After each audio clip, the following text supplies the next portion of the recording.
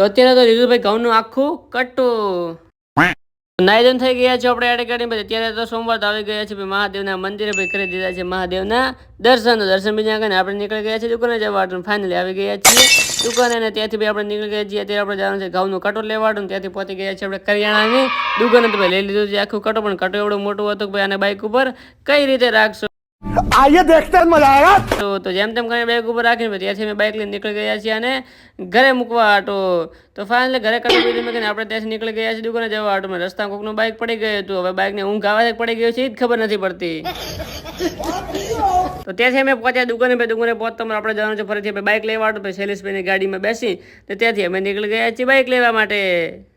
અને ભાઈ વાતાવરણ અમે નજર નાખી તો ભાઈ વાદળા થઈ ગયા હતા કાળા કાળા મસ્ત લાગે છે ભાઈ ખૂબ જ વરસાદ આવશે ત્યાંથી અમે પહોંચી ગયા છે કૃષ્ણનગરમાં ભાઈ આ પડ્યો આપણો બાઇક તો બાઇક બીજો લઈને નીકળી ગયા છે દુકાન જવાનો આજનો વ્લોગ થાય છે પૂરો મળે તમે બીજા ઇન્ટરેસ્ટિંગ વ્લોગ બતાવતી બાય બાય.